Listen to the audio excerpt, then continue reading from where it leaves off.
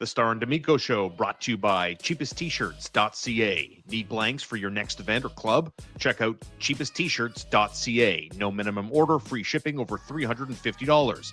Same-day shipping on lots of items. Affordable, Canadian, ready to print your design. Brought to you by Catherine Prince at Remax Platine, your Montreal real estate connection. Call her at 514-702-2474 or email Catherine with a K, Catherine at catherineprince.com. If you're looking to buy, sell, or invest with confidence, Catherine Prince, your key to the city's property market. Brought to you by McLean's Pub. Looking for a lively downtown spot with great food and atmosphere? Come to McLean's Pub on Peel Street. Classic pub eats, plenty of beer, and all the sports on all the screens. Grab your friends and make McLean's your go-to place tonight. Brought to you by Cabletel, your full-service telecom partner for business and home. From structured cabling and phone systems to Wi-Fi, cameras, and alarms, Cabletel keeps you connected, secure, and performing at your best. Your partner for the future. It's Cabletel. Hello, everybody. Happy Sunday to one. Excuse me. Marco. What's going on? Not much. You? You know me, my laptop being driven left and right, get discombobulated. Good morning, everybody, and welcome to today's show. Oh, what a weekend. Thank you so much for being a part of this program each and every Sunday. I just want to give a big shout out. I don't know if you can see this here, putting it up on the screen. This is a puck I got from Francois Gagnon, who just had himself, of course, the longtime Montreal media member who was awarded the Elmer Ferguson Prize enshrined into hockey's Hall of Fame. And Francois and I go back a long time, so I just wanted to give him a quick shout out and congratulations on a Hall of Fame worthy career to Frankie G. I've got some great Frankie G stories. Not my time to share those, Marco, but listen, I want to start with some positive news. I want to shout out some Montreal pride for a second. My lovely lady and I took the REM. We took the REM. It was free this weekend. And let me tell you something. From Central Station in downtown Montreal all the way to like more or less your neck of the woods, Sunnybrook, the train stop there, Pierrefonds, legitimately Roxborough. My neck of the wood. Right, Pierrefonds, Roxborough, 21 minutes door to door on the REM. This thing runs on autopilot, so I want to give a tip of the cap, a little Montreal pride to a brand new innovation. It was, I mean, it's something you can do, right? I mean, if you live in the West Island, 20 minutes, bro, like door to door to Central Station. Yeah, then you got to walk to the Bell Center. But it's of absolutely no use. It's of absolutely no use to me. Really? Sorry. The only reason I would need it is to go downtown at night, and it stops running the other way at 6 p.m. So it's of no use to me. It is very much Montreal and on brand for the REM since the start of it. Is that, yes, it's absolutely fantastic technology. Yeah. They could just never get it to be useful beyond like the base. It was sick. We'll be enjoying this more thoroughly in the spring when it's fully operational. Yeah, well, that's the thing. What are the acronym rarely ever moves.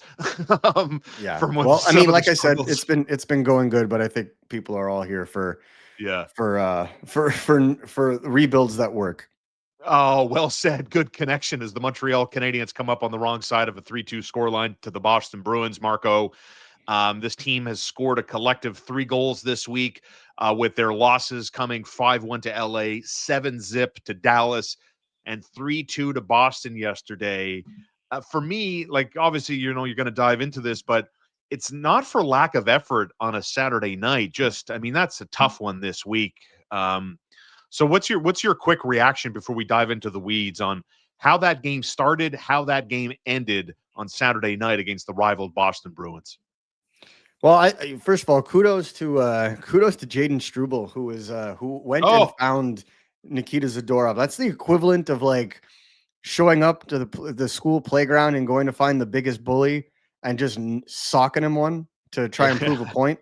You know, that's exactly what Struble did. He wanted to fire up his team right after the fight, just like pumped the bench, being like, "Let's go." I'm not a huge guy for fighting, but I am a huge guy for making statements. And if you're you got 6 inches and I'd say roughly like 30, at least 30 pounds without looking at their biometrics right now, at least 30 pounds on a guy, and you're throwing gloves and you're ready to go. Like, Yeah. you know, cojones of steel. Let's just pull it that way. So Yeah. kudos to him for trying to get his team going. And I think it did. At the beginning of the game, the Canadians were hitting, the Canadians were active, they were rushing the net. And we've seen them kind of try to do that. The issue has always been maintaining that pace. And I think that's where the Canadians, unfortunately, yesterday, not exactly their best in terms of execution again. Yeah. There are positives to take from this, though. In my opinion, there are positives. Positive number 1, Samuel Montembeault looked good yesterday. I think the first goal he probably might have wanted back because it looked like he almost gave up on that play.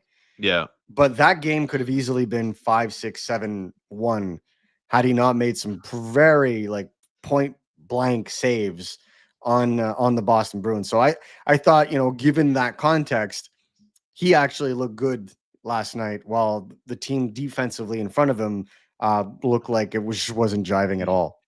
I think that's fair. I had no problem with Sam Montembeault. This is not going to be a show where I think now Marco, with his stated point, my point of view, this was not on the goaltenders yesterday. So let me put this up right away. Jacques Lefebvre, a proud member of the Starr and D'Amico Show. You too can be like Jacques and be a proud member of the program. You get early access to all the shows before everybody else does. $2.99 a month, and you can cancel anytime.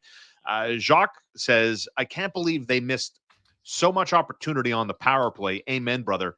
Stop trying to get that perfect goal and crash the net, especially at 5-on-3. And let's put some numbers on this.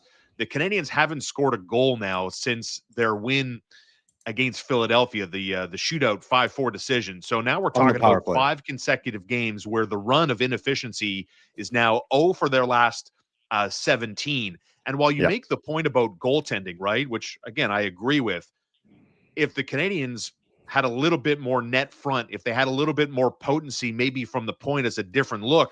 The Montreal Canadiens flipped the script on you. They bury the Boston Bruins last night. The Canadians skate off with a 5-3, 6-3 type of victory. They go 0 for 7 on the man advantage and multiple 5-on-3s.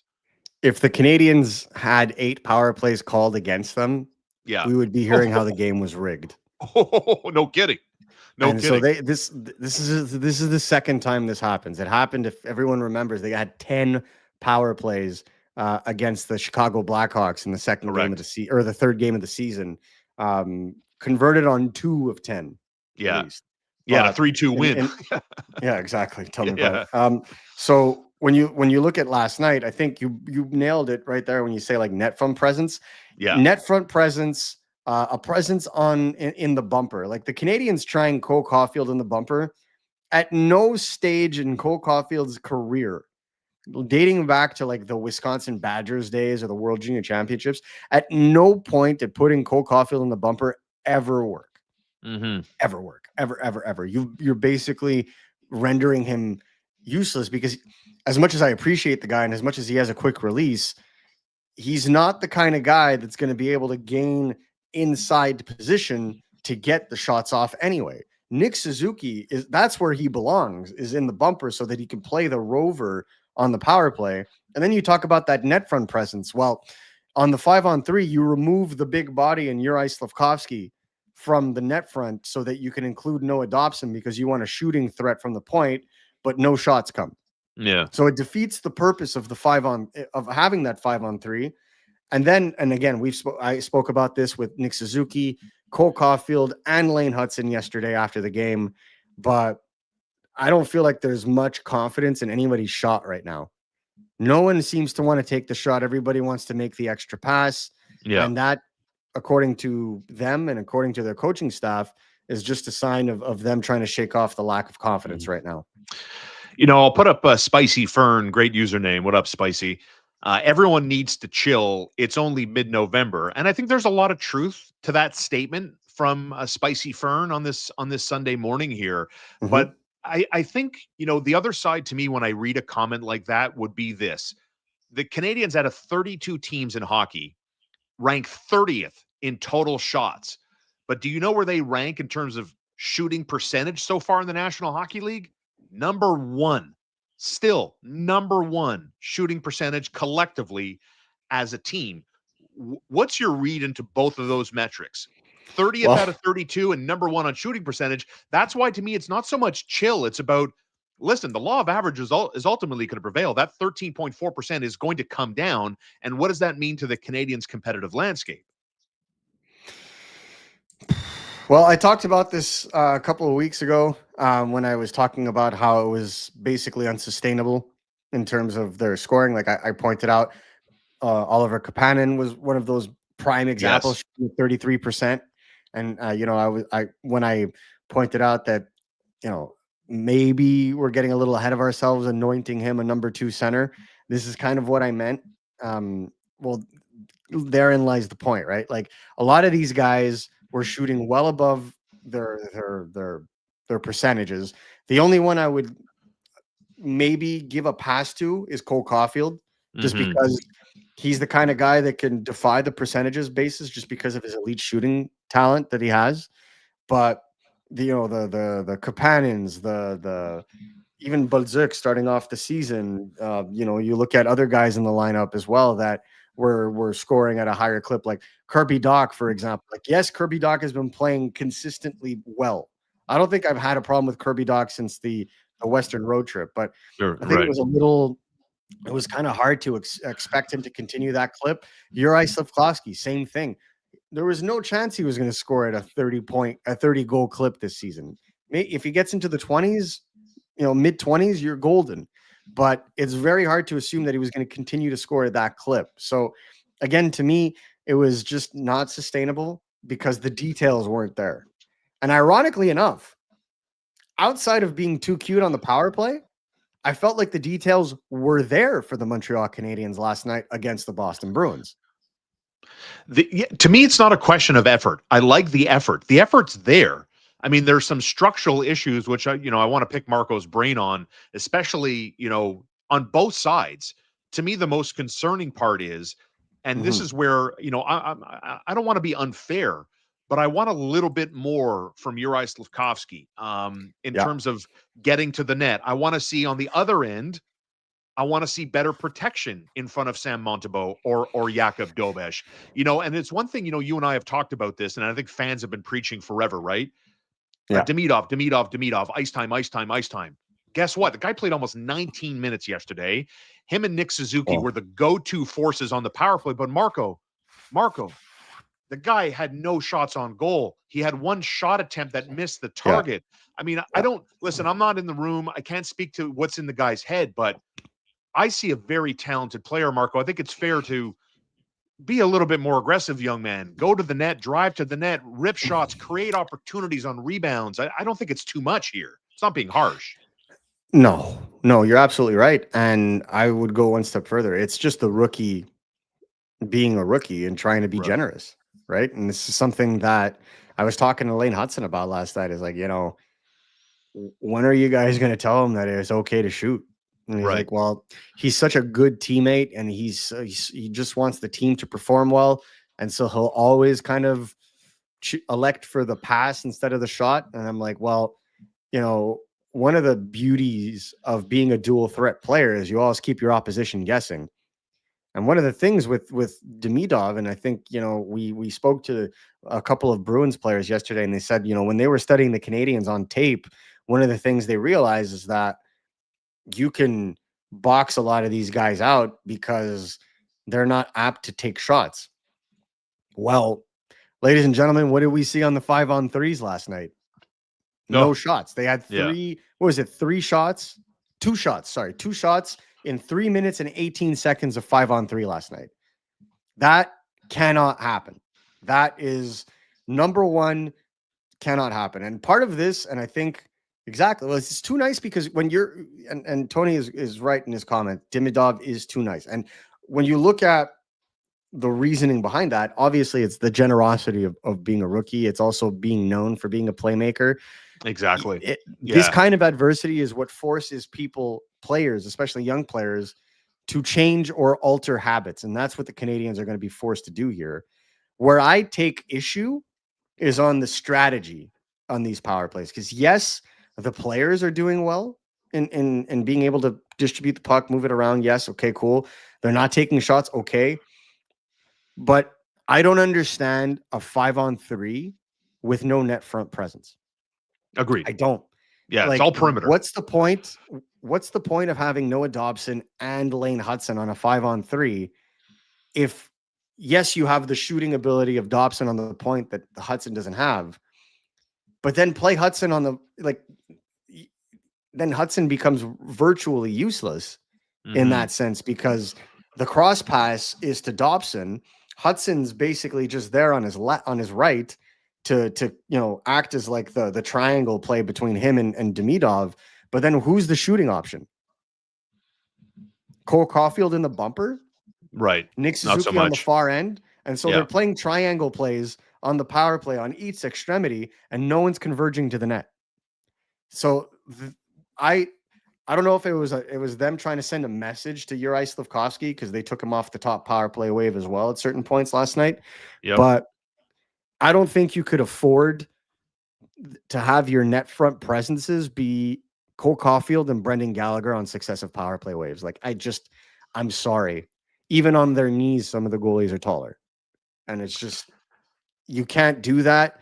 You can't put them in these kinds of positions, because ultimately your best players in those regards, Zachary Bolduc, Juraj Slafkovsky, and if you need to, he's actually quite good in that spot if need be. Oliver Kapanen is really good when it comes to hand-eye. So part of my issue last night was the players being too cute with the puck.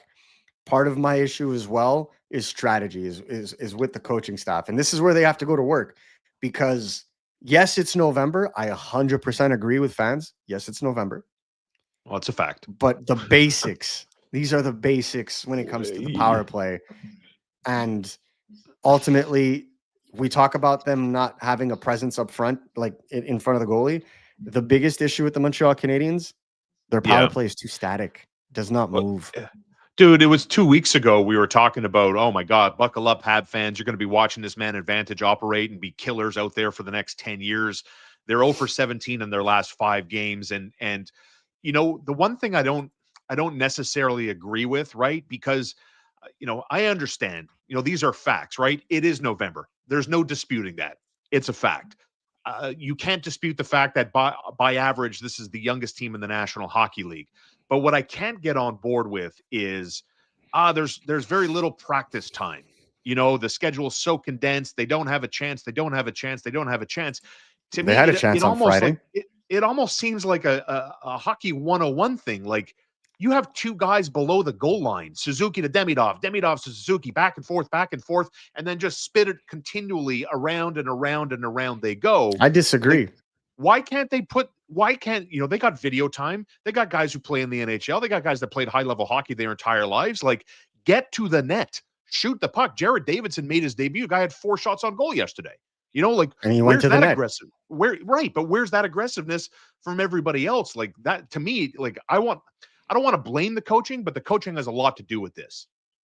Well, again, as we spoke, Friday, there was supposed to be a practice. It was deemed optional. Yeah. Right. And then they did more gym work and a little bit of video work. And I'm like, okay, sure. I'm not going to start being the guy that's just going to hammer on Martin St. Louis for the rest of this season until they turn it around. I just cannot do that. That's not my style. I think there are solutions. He's a super intelligent man that has been through his own adversity. And I think he knows, much about a power play more so than I do. But this is my observation. You looked at the Boston Bruins power play last night against the Canadiens. What made them dangerous? David Pastrnak started at the right point and wound up at the bottom of the left circle within the 30-second first wave continuation. They're always moving. Charlie McAvoy, before he got a puck in the face, was basically at the low end of the Canadian zone.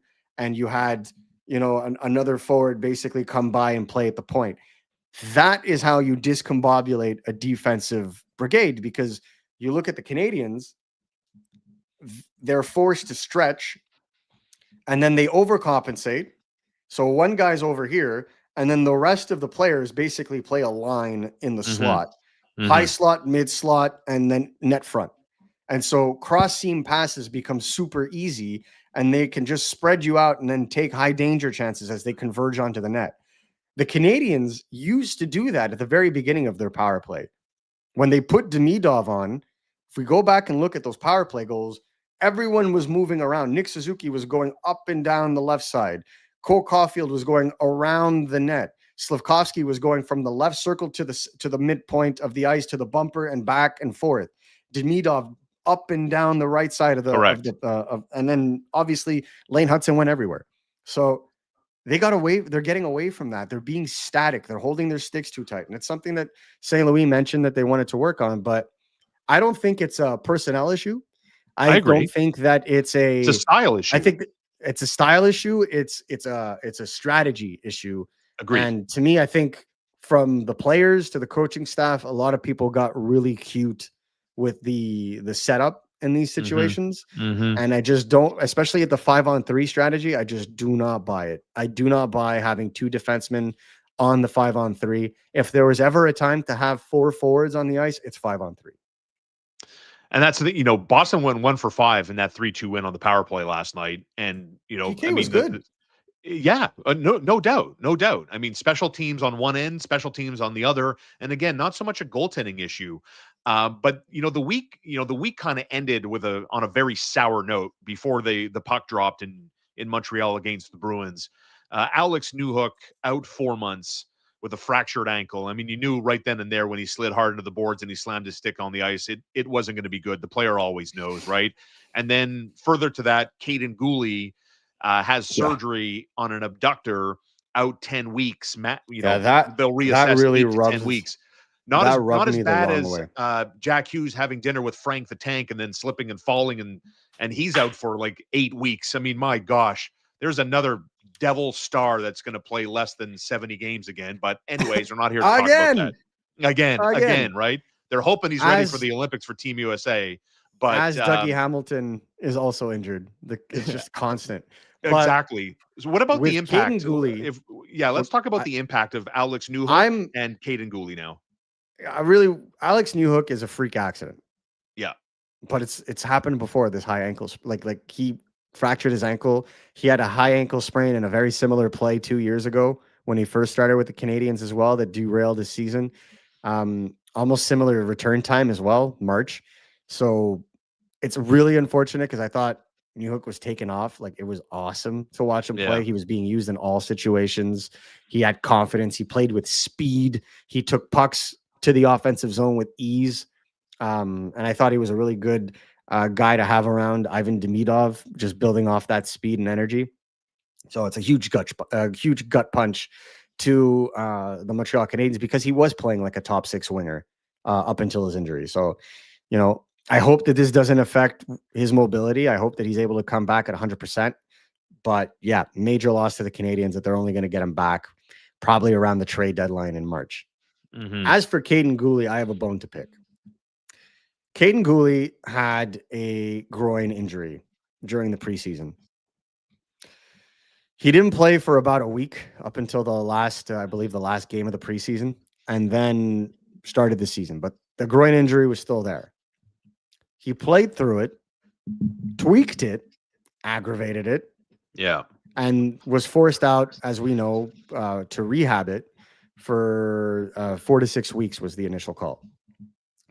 When the Canadiens finally realized that it wasn't healing right, then they were forced to go for surgery. But this issue is almost like a self-fulfilling prophecy. And this is where I got really disappointed in hearing this, because had Kaiden Guhle addressed the groin injury to start the season, maybe stay out a week, 2, he'd be playing hockey right now. Right? He'd be playing hockey right now. Let's call a spade a spade. Mm-hmm. But that injury, he played through it, aggravated it through overcompensation, and then they tried rehab, didn't work, forced to have surgery, now out until mid-January at the earliest.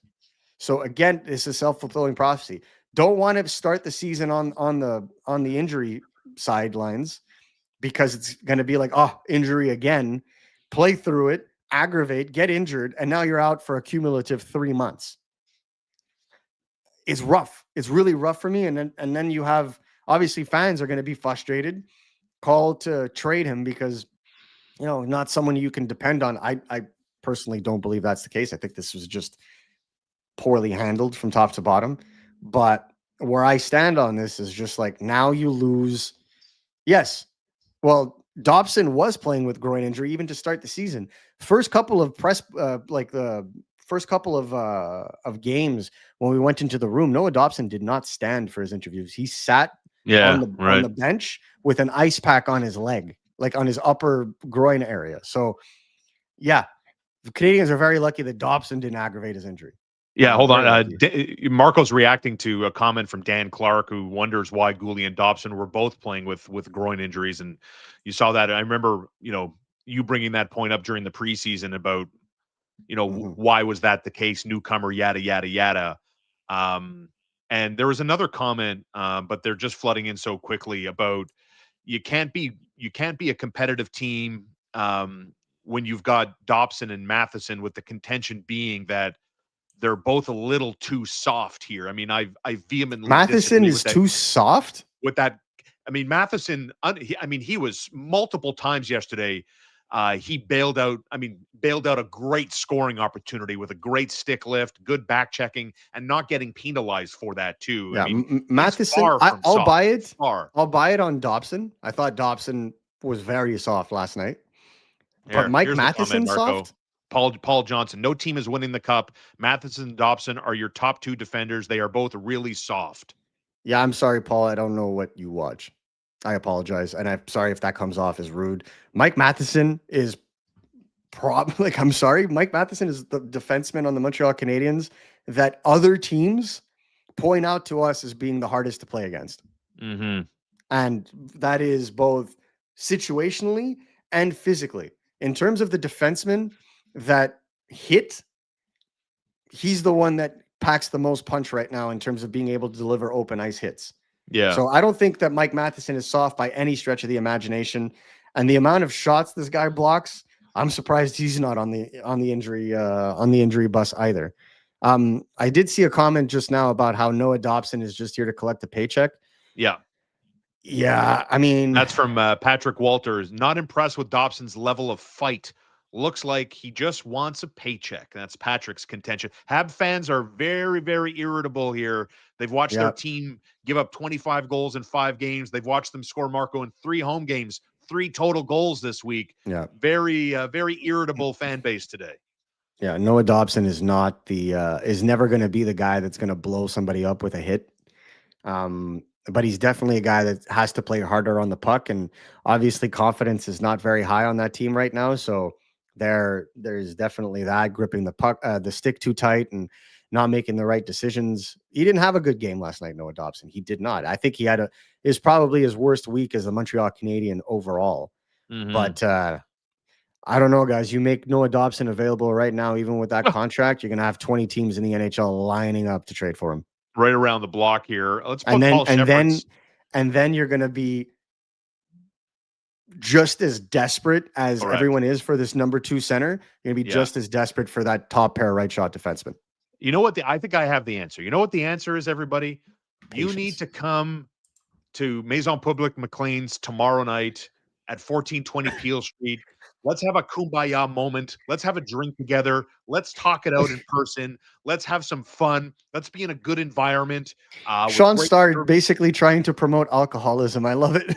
Listen, what did Homer say in The Simpsons? The cause and the reason for.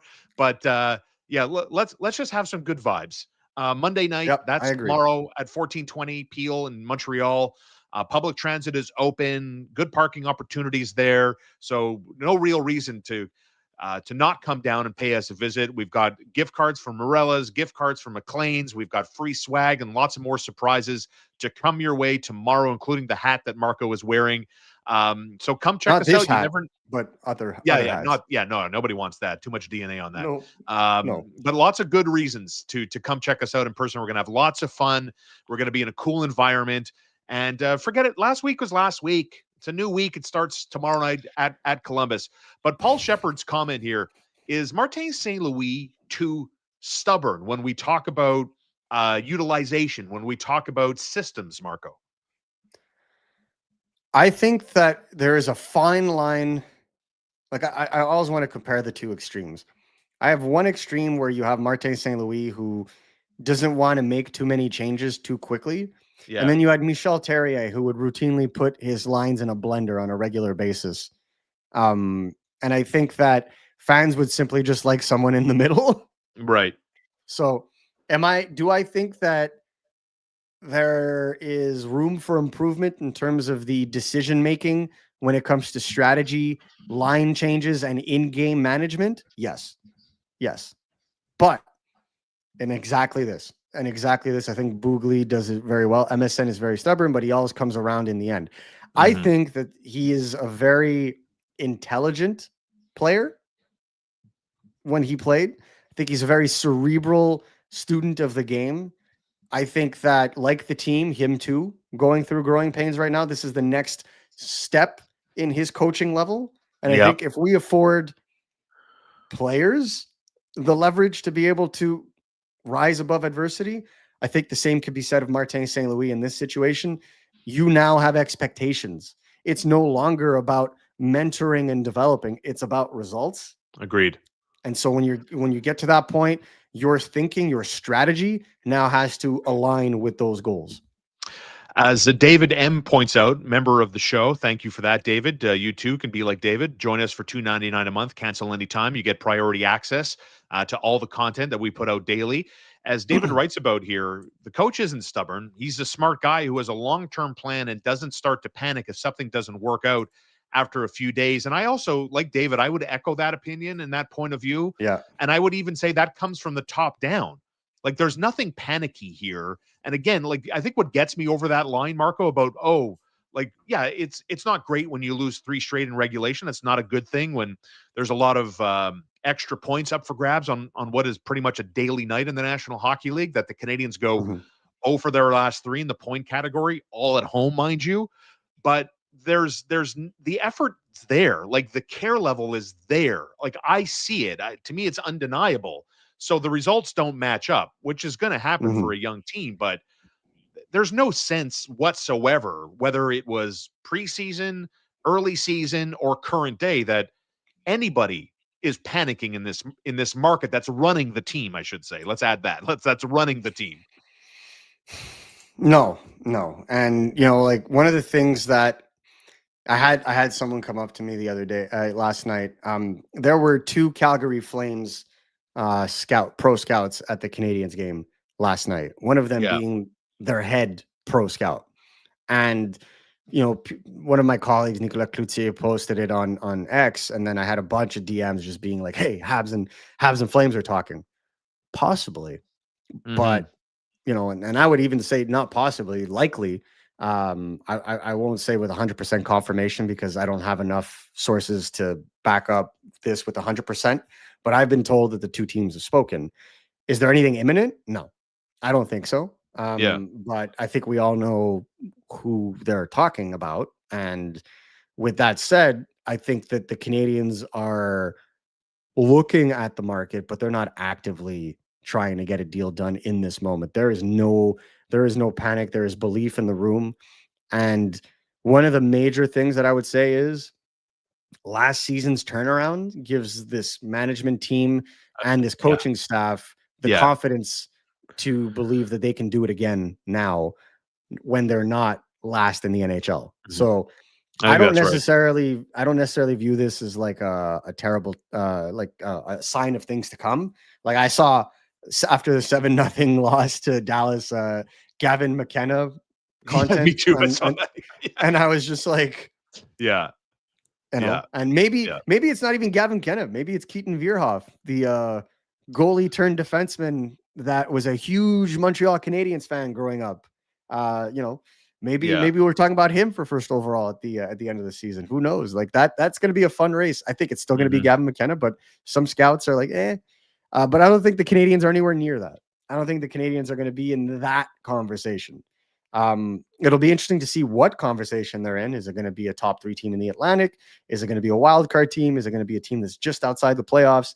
That's what's going to be left to be determined. But I don't think that's going to be determined in November.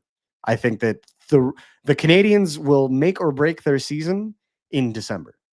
That's what you got to watch out for. So there are 2 ways of looking at this. I'd rather they face the adversity now so that they're better prepared for the hellacious schedule that they're about to face in December. Exactly. And they work their way out of it and are able to put up more consistent, detail-oriented performances. I'm not worried about the today. The only thing that worries me is if anything happens to Matheson, if anything happens to Nick Suzuki, and if anything happens to Cole Caulfield, if they lose any of those 3, then you could start talking about the draft. I'll put up Louis' comment here. Oh, there you go. We lose Suzuki. Louis. We lose the season. Big shout out, by the way, to Louis, who got his order from cheapesttshirts.ca. Love the price. Love the quality of the product that our friends at cheapesttshirts.ca supplied him with. So go check him out online. You've got next day delivery, great prices and lots of options, t-shirts, hoodies, caps, trucker hats, you name it. cheapesttshirts.ca, proud sponsor of the show. Looking forward to seeing a whole bunch of y'all tomorrow night at Maison Publique McLean's. Here's Paul's comment. Paul Shepard, watching us live on YouTube on this Sunday morning. A question for y'all. Is there a need for the Canadiens to get a bit heavier? To me, like, it's a layered answer. Obviously, you want them to be bigger, but not at the sake of skill, right? Like, you want, and this to me is where I think Juraj Slafkovsky maybe comes into the chat for a second. Like, you're looking for that size to be a little bit more imposing. The speed, the skill is there. You see it, right? Digging pucks out of the corners, tip drills, so on and so forth. But tip drills count when you're in front of the net. But I would love them to get heavier. I'd love them to get heavier on the back end personally, but not for the sake of just having LBs on the roster. I need guys that can score, that can defend, that can play their positions every night pretty well. We talked about Calgary. Like that's where the interest for Nazem Kadri, for example, would be. Agreed. Right? If so, like, big center hits. Some people may think that he can fly off the handle emotionally and this and that. Everybody has their opinion. That's totally okay. But that's the style that they would want to influx into their lineup. When they went and traded for Zachary Bolduc, who is, by the way, my honest opinion, not playing 100%.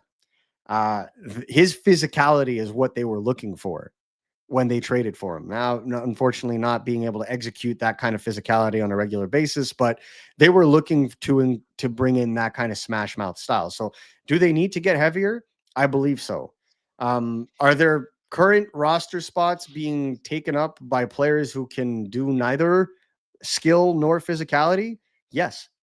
And unfortunately, I don't want to go into that on a negative note, but unfortunately, until they rectify the identity of their bottom 2 lines, I don't think that they're going to be able to do so with regularity. It's, to me, one of the most egregious things you look at is at the moment that teams start playing physical against the Canadiens, they start to fade. And if Juraj Slafkovsky is not going to be able to play that physical style, like, yes, we've seen games where he's been physically dominant, but then we saw it last night. He was hitting to start the first period, and then he was getting obliterated. Yeah.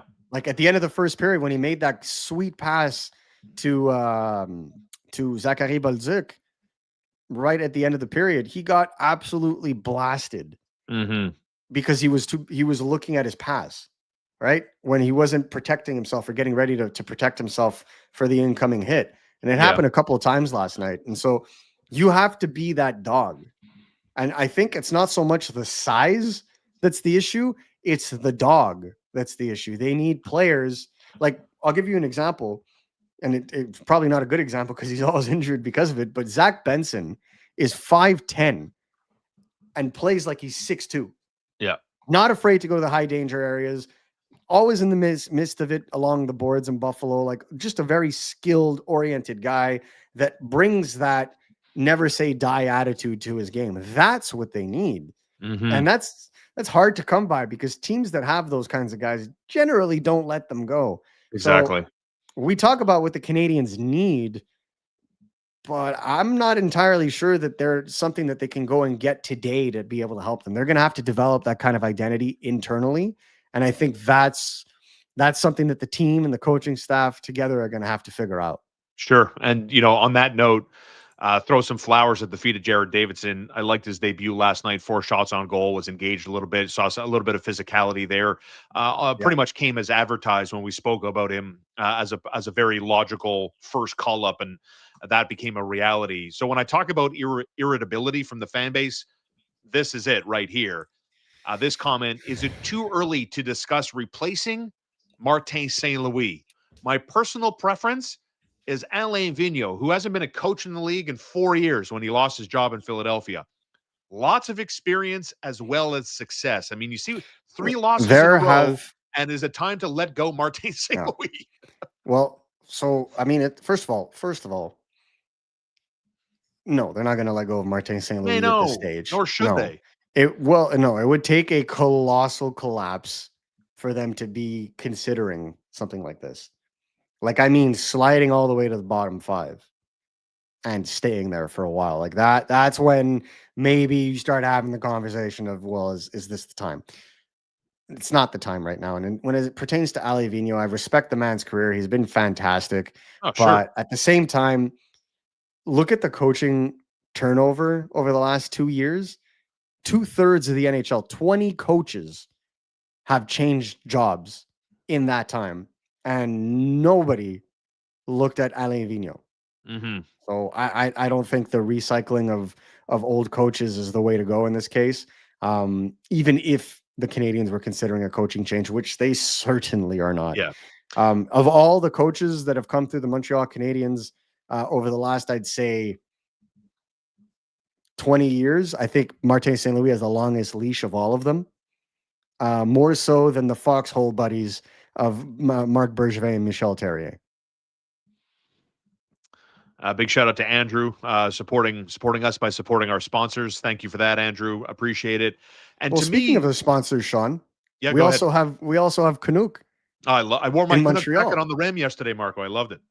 I wore it yesterday as well when it was hailing outside of the Yeah. Bell Center at 11 o'clock last night. But Canuck, proud sponsor of the show, been around Montreal for 50 years based off of Rachel and the Plateau. Yeah. They're having their Black Friday sale next week as of the 25th to the 1st of December. Jackets up to 40% off. And those are some high quality jackets. My wife was also given a jacket. She loves it, takes it to go on walks. So if you guys are looking for, high end, good quality winter jackets, check out Canuck next week as they start their Black Friday sale. Big shout out to Jeff and the wonderful staff out there.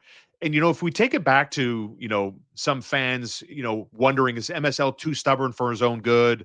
One commenter wondering about, hey, maybe Alain Vigneault should step in and time for Marty to go the No. other way.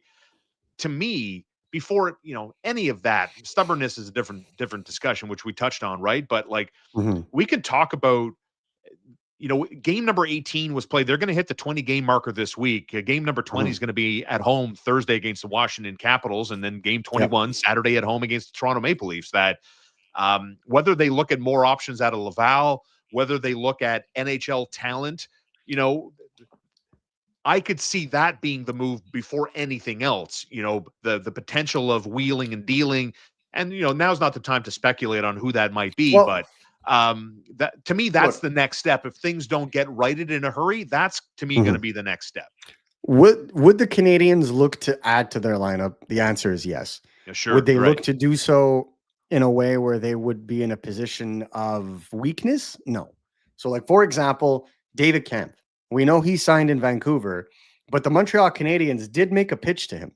What I've been told is that Kampf basically had his mind made up almost before his contract was terminated that the Vancouver Canucks were likely to show him interest and he would have a better playing opportunity there because he's going to be playing higher up in the lineup.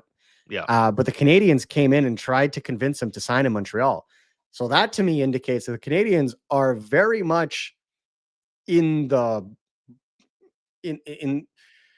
what would be the word? They're very much of the mindset that they need help.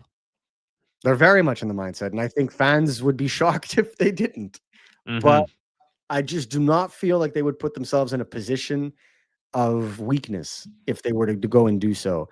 So if they were going to go to get help, it would be marginal help. It would be bottom six help. And there are a couple of teams in the NHL right now that have an excess at forward that the Canadians are looking at, but I don't think that there's anything uber imminent.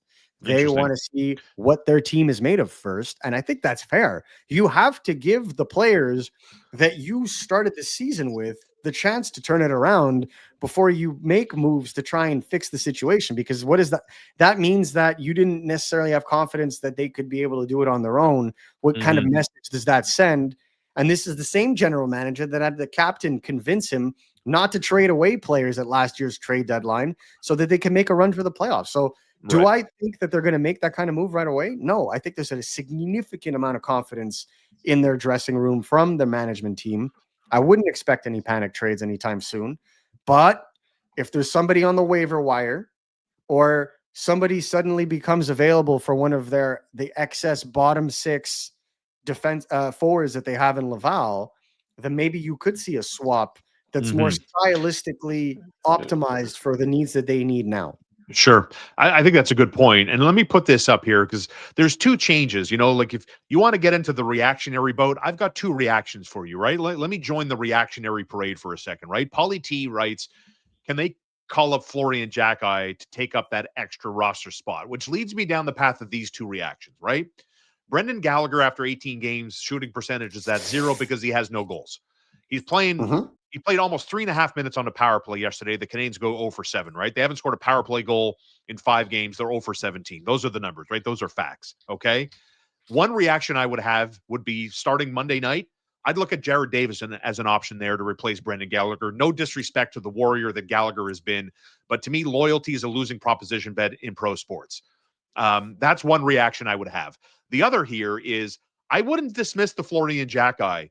If you and I are talking about, hey, there's a lot of perimeter play up front, a lot of perimeter play. Why not have a world that's created and say, listen, Florian, we're going to give you a look. We're going to give you a couple of games. Play on the wing, go to the frickin' net, be a bleep disturber, stir the pot, so to speak. Let's just keep it simple. Not asking anything complicated, not asking to center a line, to drive a line. We want you to play heavy. We want you to be a problem for the opposing goaltender.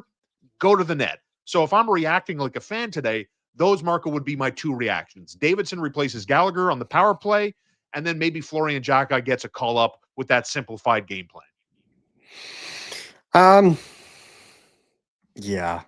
I mean, listen, anybody who's been watching Laval Rocket, I mean, last night, Florian Jacki probably had his best game of the season. Finally. Against the Hartford Wolfpack. So I don't necessarily know if it would be in his best interest to call him up, regarding his development and whatnot. Yeah. You could definitely give it a try from a stylistic perspective, but I feel like the Canadians feel like there's still some level of work that needs to be done in his habits and his development before he could be a difference maker at the NHL level. And I think, as much as I appreciate him and I love the way that he plays, I just don't necessarily know if this is the kind of guy that you can plug into a fourth line right now and really expect more than just the physical nature. And is that what you want from him as a player from a developmental perspective? Do you want him to just be a Nick Delorier type, or do you want him to be more than that? And so I consider it. I would. I think if he continues to play like he played last night in Hartford. Yeah. I'm not talking Monday night, but it's on the radar for me. Yeah, like if you start getting into December and those back-to-backs and the physical demand of those back-to-backs, because guys, go look at the calendar in December. It is brutal. Yeah. I thought my schedule was bad in December. The Canadians are worse. And my schedule is tied to theirs. So you could just imagine. It's not ideal. And I think someone with a little bit more sandpaper may give the Canadians more energy than what they're getting right now from their bottom six. Because right now their bottom six looks tired. Yeah. And so this is why, although I do not necessarily agree about it from a developmental standpoint, I think from a stylistic standpoint, and a message, Yeah, well, the message, like for example, and I'll give fans an idea about this. The Canadian Owen Beck and Florian Jacques had their 2 best games of the season last night. It's not by chance that they have their 2 best games of the season after getting leapfrogged by Jared Davidson. It's Fair. not by chance, right? Right. You just Agreed. got leapfrogged. These 2 guys were seen as the 2 first call-ups of the Montreal Canadiens. And the moment there's an injury, it's Jared Davidson who deserved the call-up, mind you. Yes, but it's not by chance. So the Canadiens want to see more from them because if there is a need to swap out guys, again, they're carrying 21 men right now instead of 23. To me, my 2 cents, I think a guy like Florian Jacques, if he's playing at his peak confidence right now, can impact the game better than certain players on the Canadiens' bottom 6 at this moment. That's fair. When it comes to, what the Canadiens may or may not do here, lots of people in the comments talking about, whether it's a trade or whatever. From Louis, who wonders roster players, like what would the Canadiens be looking at to win a bidding war if they were interested in the Calgary Flames, I Nazem? can't. Because I heard something the other day on TSN. It was, the Leafs are struggling. They're not letting go Craig Berube behind the bench there. Fans are howling for his head. But if Toronto, what Darren Dreger and the insiders were reporting, that if Toronto's ready to make a move, and I think Elliot Friedman mentioned this during the second intermission Saturday night, that if the Leafs are making a move, they want NHL bodies. They don't want picks, prospects. They're not looking at that. They want guys that are going to be plug and play, right? So what about that from Louis? What would the Canadiens have to do to win a bidding war for Kadri if they're interested? We're speculating here. My information is the Leafs aren't looking at Kadri. Right. My information is the Leafs are looking at Rasmus Andersson. The Leafs have been checking in basically since the summer to try and get a right shot, offensive-minded defenseman to run their first power play wave and be a top-end presence for them because they feel like they're excessively weak on their defense, especially from an offensive perspective. That's what I know about Toronto. Would they like to add a top 6 winger as well? Yes, but you can't have everything in life. And I think if you're trading for Nazem Kadri, you're losing the value battle in this case, because if you're looking for a top 6 winger and you're paying the premium to go and get a center, you're not paying the premium to get that center if you're not going to play him at center. Like I'm sorry. You're better off trading for a Panarin in this point than you are a Nazem Kadri, because I feel like Panarin, especially being a rental in this case, if the Rangers decide to blow it up, would cost less than Nazem Kadri, who signed for the next 4 years and is a center. And a good one at that. So I think that's the way you look at it. You look at a team that would want to improve its center. The Canadiens are one of them. Detroit Red Wings. Boogly says, forget Kadri, pay the colossal price for Tage Thompson instead. As I have reported on this channel, Tage Thompson is not available. Not available. Zero. Kevin Adams does not want to talk about Tage Thompson. He tells everybody that talks about Tage Thompson to get lost. So unless Thompson decides that he wants out, nothing is happening with Thompson. Yeah. So all of that is pure speculation. The only thing I reported is, like the fans, teams are interested to know what's going on with Tage Thompson in Buffalo, but nothing is happening in that regard. No, imagine somebody calling for Nick Suzuki, or you're calling for Cole Caulfield. Like, what are we talking about here? Like, well, I mean, he's a foundation piece.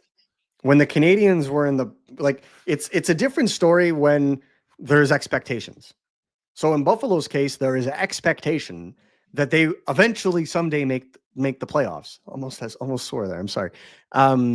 But it's still possible, very still possible in Buffalo. Rasmus Dahlin just came back, so it's still possible for them. They're not throwing in the towel.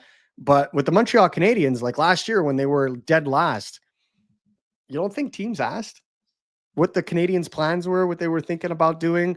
Were they souring on some of their young players? Were they willing to make moves? Yep.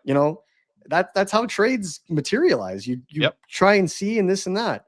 But I don't think the Canadiens are at the point where, or I don't think there's teams right now at the point where they're willing to make the major trades. Why? Sellers right now in this market, as we speak, hold the very long end of the leverage stick. Very long end. Calgary can sit on their hands and wait for someone to overpay for Nazem Kadri if they decide to move him. No rush there.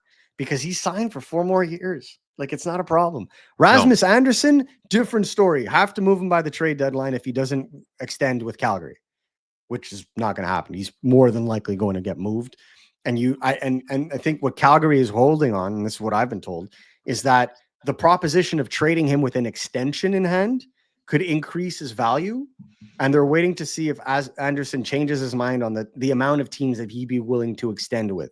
Because right now it's been rumored that it would be Vegas and Dallas, right? So with Montreal, with Kadri, Flames are basically going to, like, if, and I say if, right? Because there are multiple options on the table, multiple things that the Canadiens are looking for, but they do not want to give off the idea that they need to trade for a 2C. I think with fans right now, there's a little bit of anxiety around the team because they're not performing well, and there's a clear need. It's been a clear need since last year.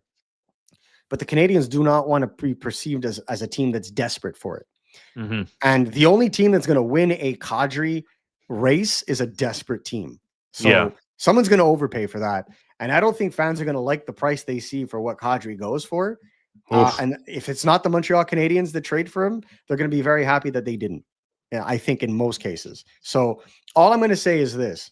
There is no quick Band-Aid solution for this. The trade market is frozen right now, dead frozen, because selling teams, teams that have expendable assets that know that they're going to be in the bottom end of the NHL standings are basically just waiting around for contending teams or disappointing teams to make a bad decision. Marco, there's 6 teams in hockey that are right now below 500.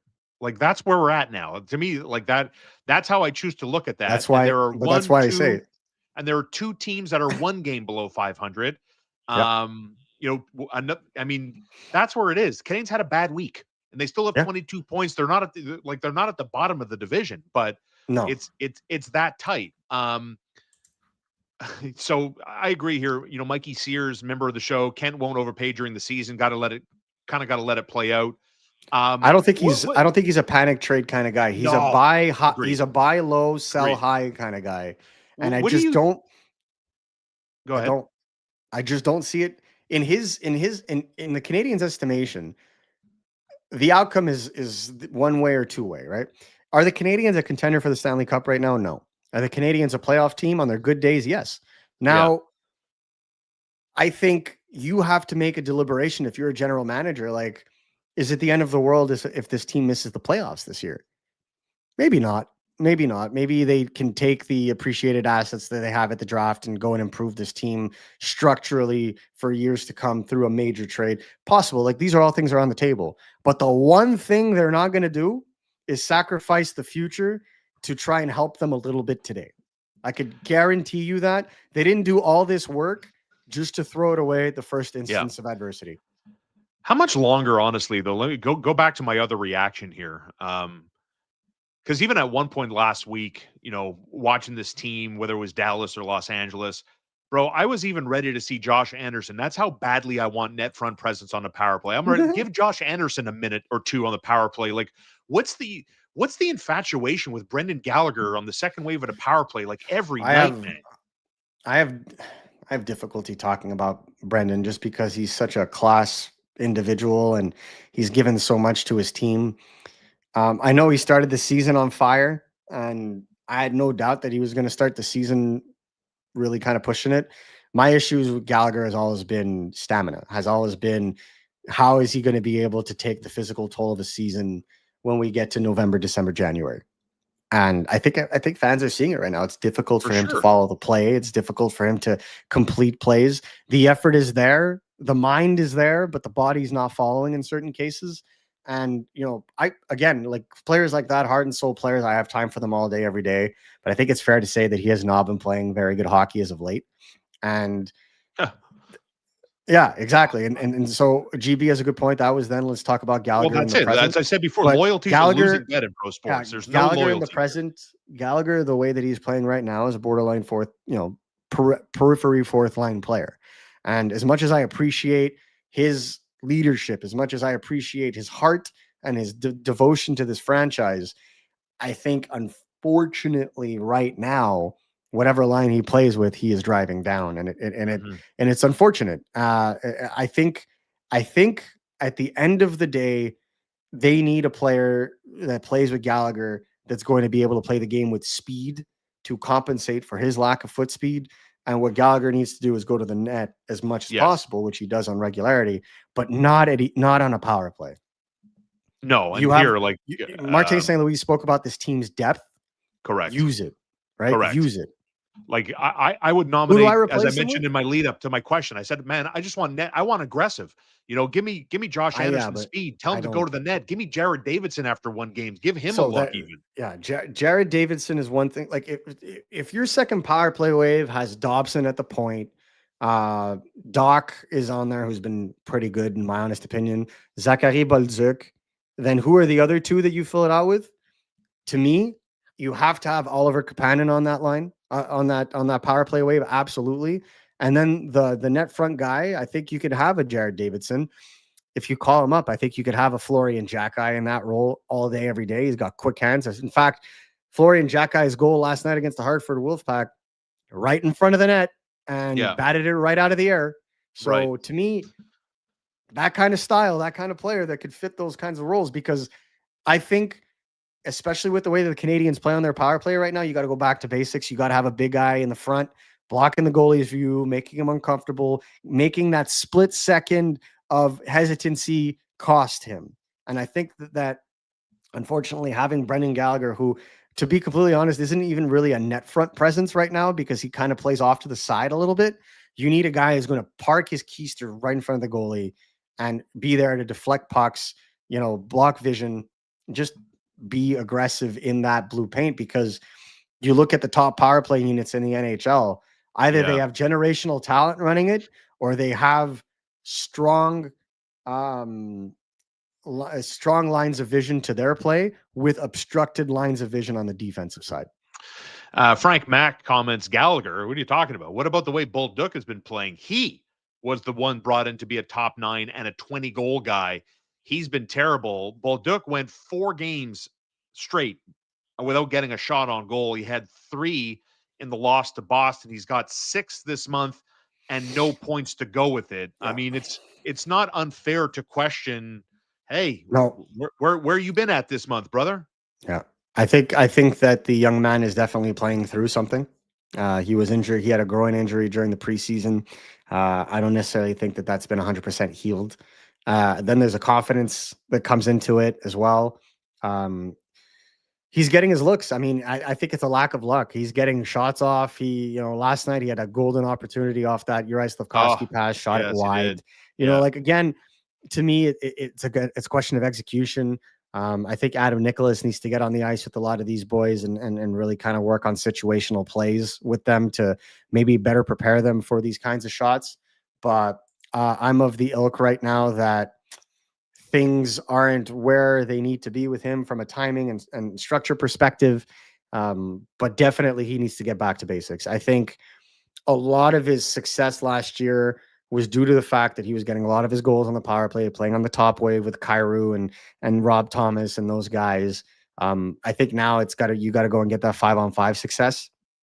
And that's up to the Canadians. I mean, again, this is a 22-year-old who was drafted in 2021. So yeah, 22-year-old, still getting his feet wet in the NHL and really trying to find his identity, find his place. When the whole team is struggling and you don't have a very defined center depth, well, the Canadians have been asking their wingers to go above and beyond. I think with him, fans have every right to demand better play from him, and he should. Sure. But I think it starts with Zachary Bolduc, with getting physically involved, getting into that nitty-gritty, playing the physical way, and getting shots on net and driving to the net. You got to stop with these pretty, one slot shot kind of plays and go back to basics, I think. That's something I would say for the rest of the team as well. Just go back to basics. It took the words right out of my mouth. This team is all about the pretty play lately, trying so much. Exactly. But when it comes to the one thing, you said a bunch of good things there. But what I really like is sometimes like me every now and again, sometimes. To me, it's like, okay, if you're not doing this, what else are you doing to help the team? And Bolduc's physicality, I mean, this guy plays a hard game. I mean, he put some weight on those body checks in that loss yesterday. So to me, I'm like, fine. Which takes me to my next point, right? Let's talk about Joe Veleno's role on this team, and maybe I tie it back into my perspective about Florian Jacki. Like, if you're Mhm. not doing this, what else are you doing to kind of help out? Are you just a body that can skate, that can wear the jersey and go out there? Because, again, I'm not asking for the stars and the moon. We're talking about a very, very bottom six player who was waived by two teams before he broke camp as a Canadian. But Joe Veleno goes through games sometimes unnoticeable, Marco, and that's not a good thing. I mean, sometimes it is if you're a fourth line player, right? If you're not hurting the team, Yeah, but be an energy guy it's at not a bad. least. Yeah. There it is. So I think that's the key, right? You have to have a role. You have to have an identity. And I feel like there's too many players on the Canadiens bottom six that don't have an identity. And I think that really does hurt the way that they go about like creating lines. Like Martin St. Louis called the combination of Josh Anderson and Jake Evans their energy line. I'll give it to Jake Evans. Okay. Jake Evans is one of the few players on the Montreal Canadiens I feel has actually like stepped up over the last week or so. I think he's played much better. The PK has looked better with him on the ice, I found. And obviously shorthanded goal. I mean, that's a timely thing to say, but I feel like he's been one of the few that have been dependable for Martin St. Louis at 5-on-5. And I thought he had a good game against Boston. Yeah. But I just like Josh Anderson to me, like Josh Anderson should be crushing guys. Josh Anderson should be out skating guys. Yeah. He should be driving to the net. And I just feel like when you see a guy like him, I don't think you're putting him in the best situation, just having more kind of plumber types next to him. Like personally for me, I would have enjoyed seeing Jared Davidson with those two. Agreed. I think that's a good point. Yeah. Yeah, I think Jared Davidson would have been a better outcome than Zachary Bolduc with those two guys. I think Bolduc, I don't get the fascination with keeping Kapanen with Demidov at 5-on-5 right now because you want offense from that second line. Kapanen's offensive metrics obviously dipping now that we're seeing a return to normalcy. Kirby Dach has been excellent. I feel like Bolduc swapping with Kapanen and putting Dach down the middle would probably be the best course of action. But to me, having a guy like Davidson play with Evans, I think is a match made in heaven because Davidson goes to the net. One of the biggest things with Evans is he makes good plays, but no one goes to the net to finish them.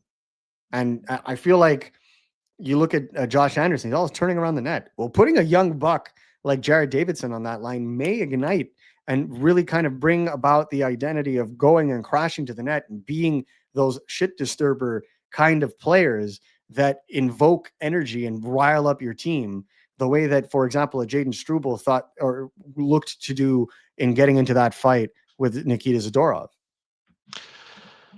Philippe Bolduc a l'air complètement perdu. C'est qui va se replacer? As Philip goes on to say, he needs it. So which is it? Does he look completely lost or does he need more looks and needs to be playing with a good playmaker, Philip Gay, on the disappointment around Zachary Bolduc? The Canadiens' best playmaker is Ivan Demidov outside of the first line. Yeah. I think those two need to play together.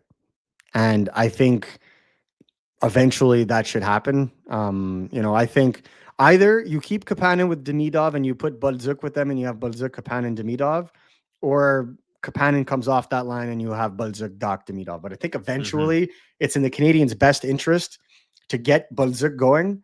And I don't think there's a better person to find you at 5-on-5 on the rush than Ivan Demidov. That would be my call as a coach. Now, I understand maybe why Martin St. Louis would not want to put that many young players on the same line, right? You'd have two rookies plus a Bolduc. I don't necessarily think that he'd be very confident with that on the road. But I could definitely see that line being like that combination, those two wingers together clicking. And I think we need to see that sooner than later. Let's put a member of the show, David M. Thoughts on the goaltending yesterday. I thought there was the one bad goal. The first goal, yeah. That I didn't like. I didn't like how far out of position he was, sucked into the corner, but in conjunction with the poor coverage in their own end that resulted in that goal. And to me, I've seen it pop up a couple of times. Who would you start in goal at Columbus tomorrow night at 7:30? Come watch the live presentation of this show at Maison Publique McLean's. Marco and I will be there live streaming from 6:30 to 7:30. Marco, I thought Monty was okay yesterday. No problems. I'd go back to him tomorrow night.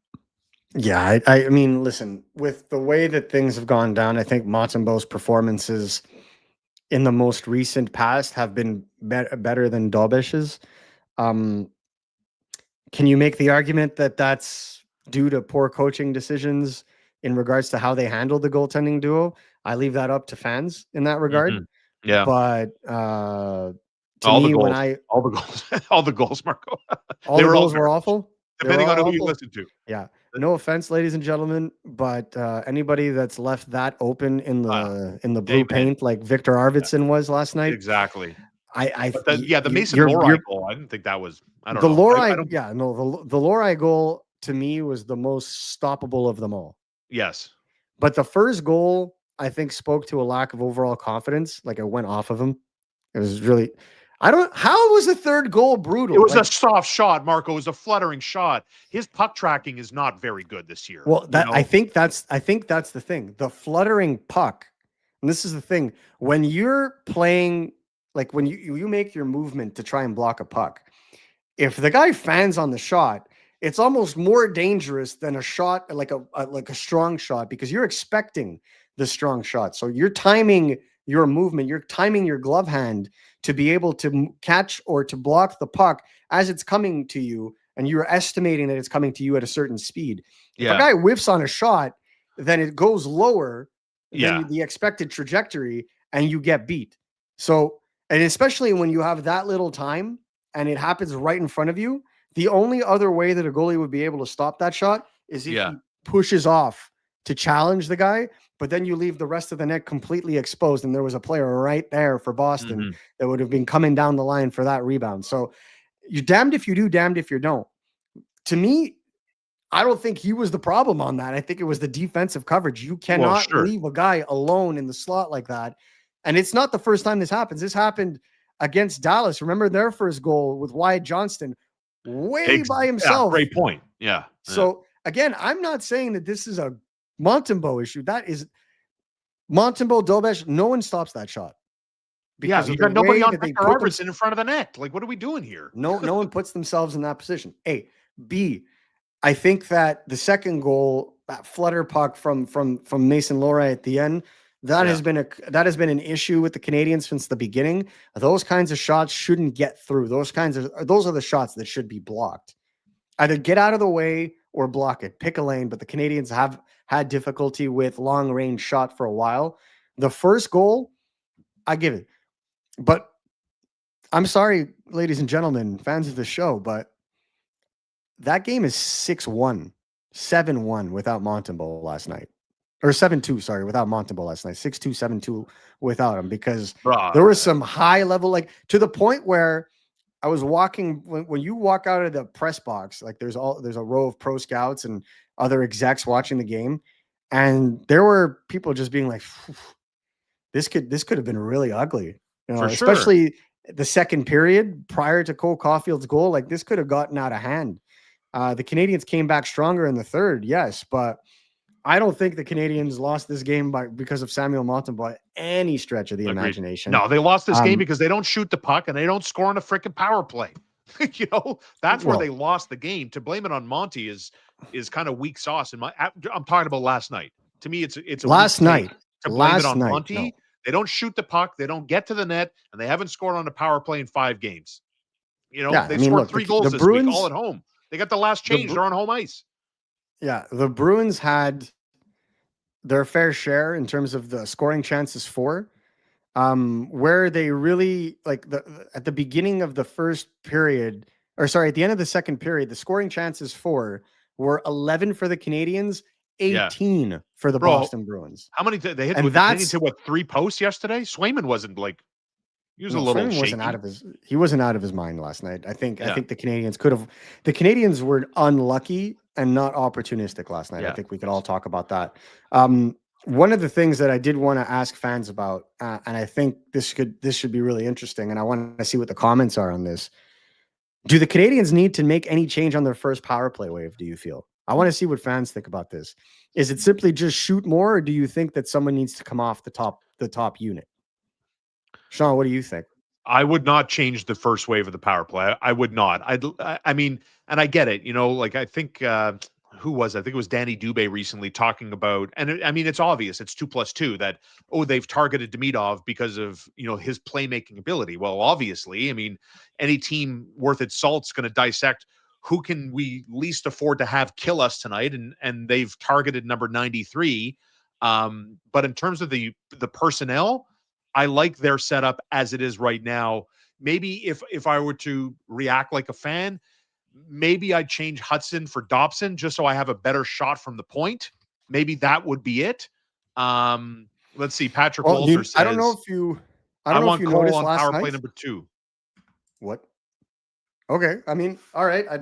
That's definitely a discussion to be had at McLean's over a pint. I think that is a conversation in and of its own. Yes. Because I tend to agree, not that he should be on power play 2, but in the way that he's currently being used in the bumper, it's not very To me, optimal. it's more about how the players are being used than the personnel Mhm. today for me. What I did find interesting on the power play yesterday, though, and it was due to line changes, right? This isn't a sign of things to come necessarily. It was due to line changes. But you saw Noah Dobson take a couple of power play shifts on the first unit because Lane Hudson was on the ice as the penalty was called against the Bruins, right? So like you don't want to put him out as soon as that happens. I didn't dislike Dobson on the first wave. I mean, he's a guy that has manned first waves before.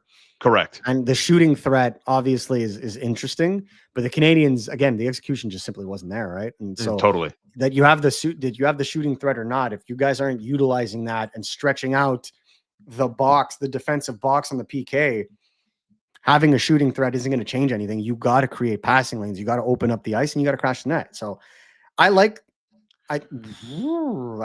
didn't think I would ever see this comment from Canadiens. Dude, I was thinking about, honest to God, Chris Elliman here says, I think the Habs are missing Laine. I'm not going to lie. Watching the game last night, I said, I wonder how Laine would look if he were healthy on this power play. What would that, on the second wave? Like, Yeah, they for sure. probably score a goal. They maybe score a goal.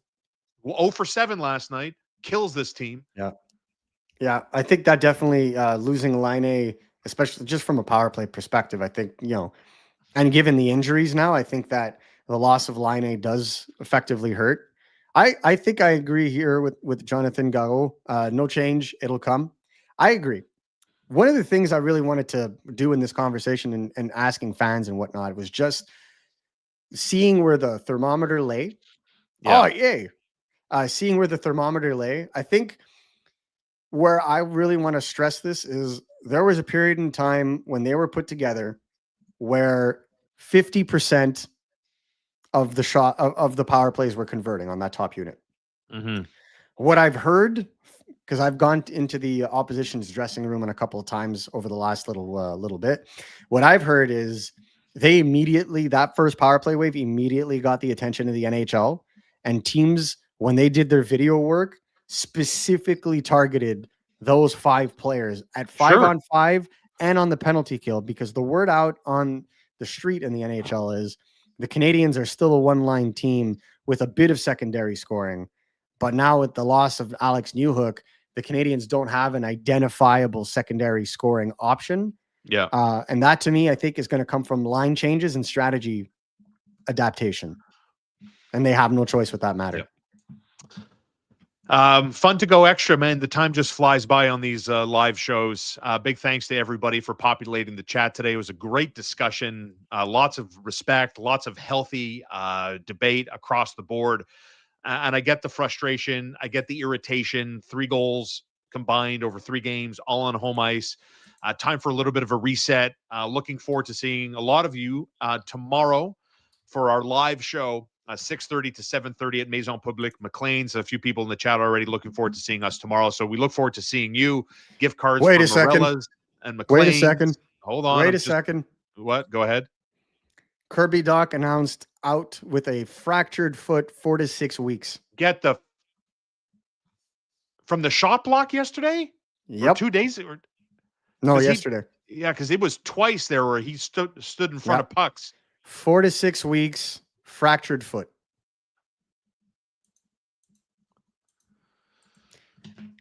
And ensue the rage. Wow. When it frickin' rains, it frickin' pours.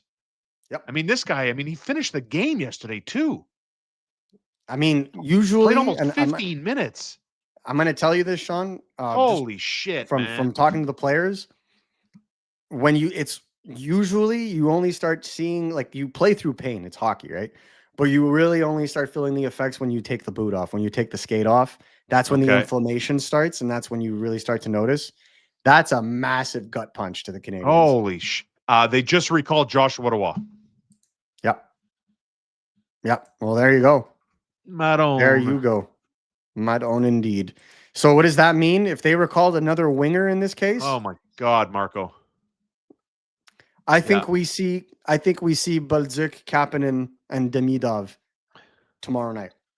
And I'll go one step further on this. So Suzuki, Kapanen. Yeah. I think the Canadiens win tomorrow. That's my So sense. there goes Suzuki. So Evans moves up. Well, it's basically Suzuki, Kapanen, Evans, and then you have Veleno in his spot. Yeah. Yeah.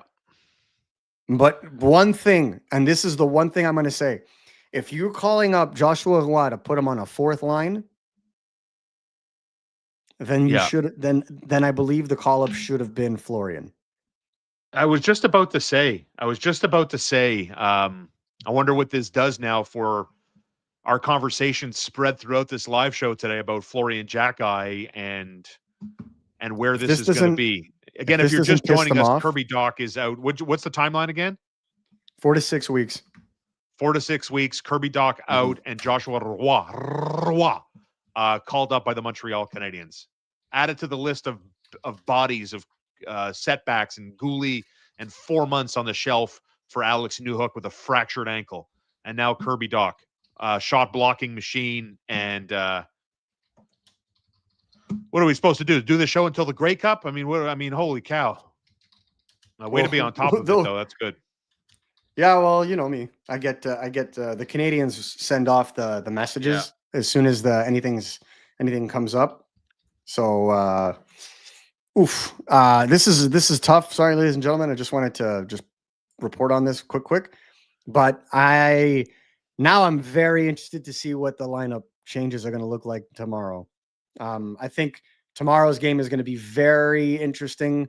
And again, I invite everyone watching that's in Montreal that's able to come to McLean's Pub tomorrow, because I do think we're going to be in for some very interesting times ahead. The Canadiens last year did not run into severe injury issues like they've had in the past. We're starting to see it early on now. I'm very interested to see what happens now. Well, that's a key point. Yes. What players are going to elevate?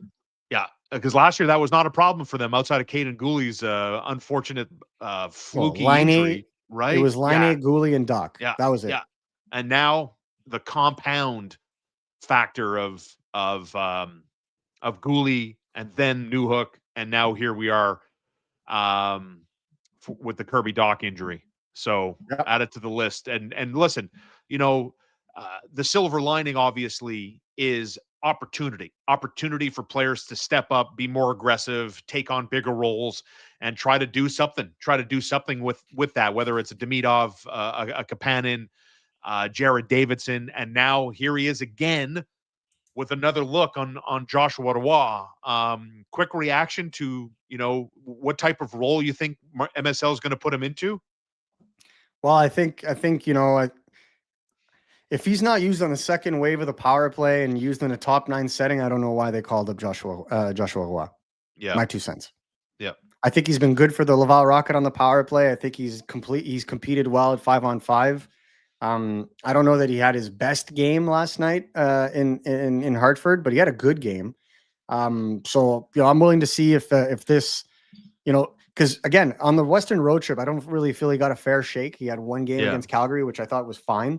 But I think with this being a long-term injury now with Kirby Dach, they have no choice but to play him. They still have 12 forwards, so they have no choice but to play him. I'm very interested now, because now you're going to have Davidson, Roy, Kapanen, and Demidov, 4 rookies out of 12 in the forward group. How are these lines going to look, especially on the road when you don't have the last change? I'm very interested to see how Martin St. Louis is Same. going to run these. Very interested. Keep it locked, guys. I think tomorrow is going to be a really good game to watch. Yeah, I agreed. And come check it out. Get ready for the game by watching it with us at Maison Publique McLean's 1420 Peel Street. It's the old Carlos and Pepe's location for the older fan perhaps watching us today. Right up there on Peel, right above St. Catherine in downtown Montreal, and we're going to be there live starting at 6:30. Yep, and the show will be projected live on or streamed live on YouTube, but also across the bar as well on the PA system. So you'll be able to come in. We will also try to do a live Q&A with you guys, and there will be a watch party. It's not simply just going to be for the show from 6:30 to 7:30. We're also going to stick around to watch the game with you guys. So if you guys have any other questions, want to come up, there are contests that we're going to be drawing, gift cards to give away, merch to give away. So we hope to see you guys again tomorrow as of 6:30. All right, Marco. Fun show today, and looking forward to the rest of the week. Looking forward to seeing everybody in McLean's tomorrow. All right, brother. I'll see you tomorrow at 1420 Peel Street, the home of Maison Publique McLean's, for the live show as we get ready to see how the Montreal Canadiens tackle the latest injury with Kirby Dach now out sidelined for maybe a month and a half, hopefully not longer than that. All right, Marco. Thanks, man. Have a good day, everybody.